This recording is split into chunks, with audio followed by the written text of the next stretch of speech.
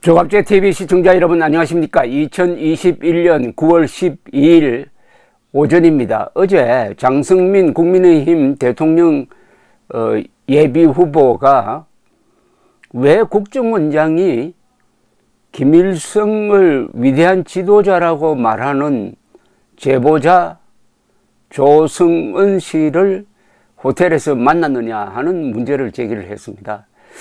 그래서 제가 자료를 검색을 해 보았더니 조승은 씨가 2019년 6월 9일에 페이스북에 쓴 글이 올라왔습니다. 그걸 소개를 해 드리겠습니다. 장성민 후보는 어떻게 국정원장은 김일성 세력으로부터 대한민국을 지켜라는 임무를 받은 사람인데, 그 사람이 김일성을 존경한다는 사람을 그것도 시내 호텔에서 만나서 식사를 하고, 그것을 그 뒤에 조승은 씨가 자신의 SNS에 역사와의 만남이었다는 식으로 멘트를 달았으니까 박지원과 조승은의 역사관은 뭐냐 하는 아주 절묘한 화두를 던졌습니다.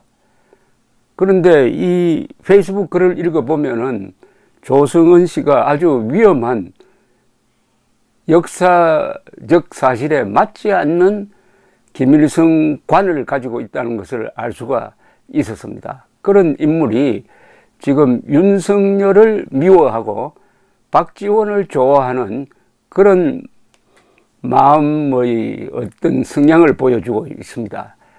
참고로 대한민국 국민은 김일성을 미워하고 북한 주민을 동정해야 할 이 심리적 의무를 갖고 있습니다.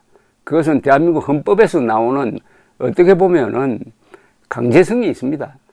2019년 6월 9일 조승은 개인적으로 김일성 역시 독립운동에 관한 한 민족 결속을 위한 위대한 지도자 중 한 명이었다고 생각한다. 우선 이걸 제가 풀이를 해드릴게요. 김일성은 항일운동을 한 적은 있지만은 독립운동을 한 적이 없습니다. 김일성은 중국 공산군 소속의 게릴라였다가 나중에는 소련으로 가서 소련 공산당 지배 속에서 아무것도 안 하고 한 4년 동안 쉬었습니다. 그때 소련은 일본과 불가침 조약을 맺고 있었습니다. 그러니까 일본의 어떻게 보면 우방국이었어요. 나중에 상황이 달라지니까 8월 9일, 1945년 8월 9일 선전포고를 하고 일본을 친 것밖에 없습니다. 그러니까 독립운동 한 적 없습니다. 민족 독립운동 한 적 없어요. 항일운동을 했다고 해가지고 그게 독립운동이 되는 건 아닙니다. 왜냐? 중국이나 소련은 공산당입니다. 공산당 소속으로 뛰었다는 것은 공산당을 위한 항일운동을 한 거지 민족 독립운동을 한 적이 없다 이겁니다.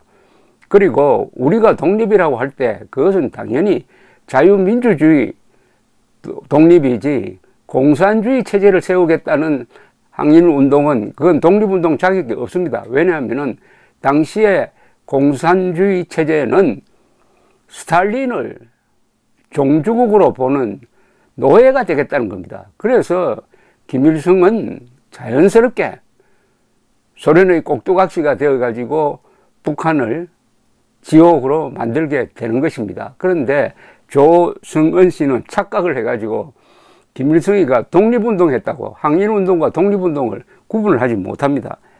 남북전쟁을 했지만 쿨하게 그 개인은 이승만만큼 혹은 그 어떤 면에서는 이승만보다 월등한 부분도 있었다고 평가하기도 하고.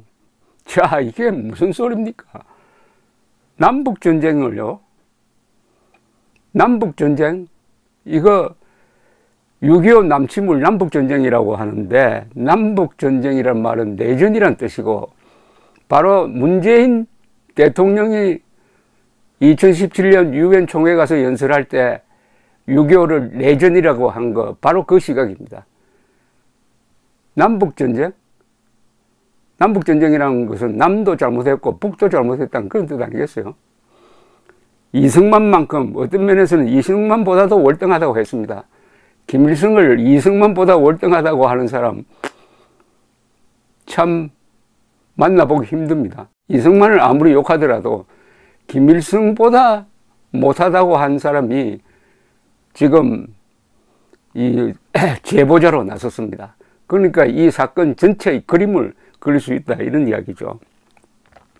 그것은 그 시대 속에서 역사적 평가를 해야 하기 때문이니 이것 가지고 나를 빨갱이 어쩌고 하면은 모자란 인간이겠지.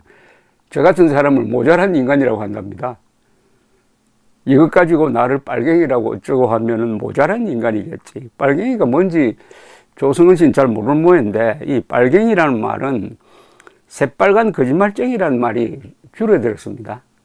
그리고 이 빨갱이라는 말은 욕이 아닙니다. 왜냐하면 공산주의자는 스스로를 빨갱이라고 불러달라고 그럽니다. 모든 깃발을 빨간 걸로 하고 렛츠라고 그러죠. 렛츠. 자신들을 렛츠. 그건 빨갱이라 아닙니까? 욕이 아닙니다. 같은 기준으로 약산 김원봉 선생 역시 해방시국에서 위대한 의인이자 민족 지도자 그룹 중 한 분으로 전혀 손색이 없다고 생각한다. 하지만 그를 독립운동을 위한 서운을 하고자 한다면 왜 김일성은 안 되는 것이지? 그러면은 박지원이 김일성과는 어떠냐? 그건 이미 행동으로 표시되어 있습니다.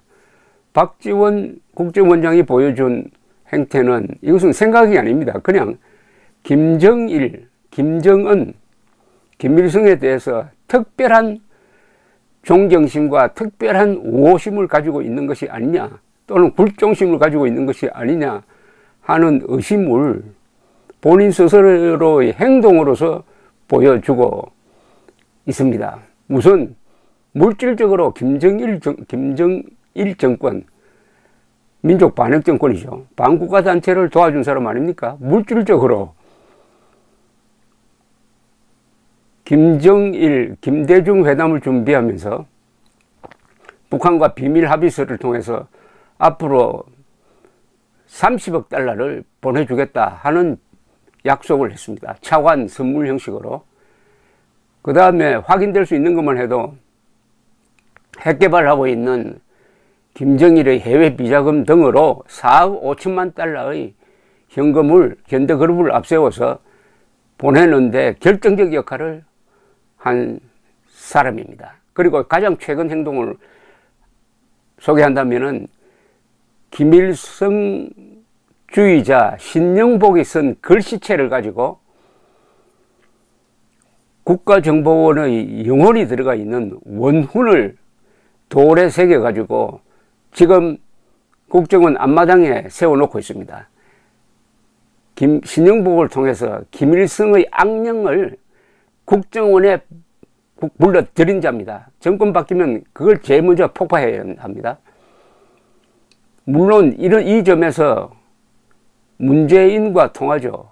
문재인은 신영복을, 김일성주의자 신영복을 사상가로 존경한다고 함으로써 자신도 그러면 김일성주의적 생각을 갖고 있지 않느냐 하는 의심을 자초한 사람이고, 그 신영복이 더불어민주당이란 장명을 도와줬다고 자랑하고 있는 사람입니다. 그리고 그 김일성의 손자, 아들 뻘 되는 손자 앞에서 자신을 대한민국 대통령임에도 남쪽 대통령이라고 스스로를 격화시키고 김정은을 국무위원장이라고 함으로써 스스로 자신을 부하로 만들고, 그리고 그 짤막한 연설에서 김정은을 마치 민족의 지도자인 양 축해 올렸던 그 문재인, 그 박지원, 그리고 그 박지원이 묘한 시기에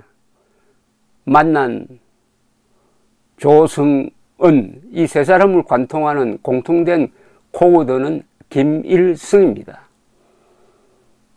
그런 점에서 박지원과 조성은의 그 만남은 이념적으로 아주 자연스럽고, 거기서 역사를 이야기를 했다면 그 역사는 대한민국의 정통 역사와 다른 역사일 것이 분명합니다. 대한민국과 북한 노동당 정권의 대결은 민족사의 정통성이 어디 있느냐, 삶의 양식을 어떻게 가져갈 것이냐를 놓고 다투는 타협이 절대로 불가능한 총체적 권력 투쟁인데, 박지원, 문재인, 조성은, 이 세 사람은 그 대결에서 대한민국 편이 아니면 분명하다 이겁니다. 감사합니다.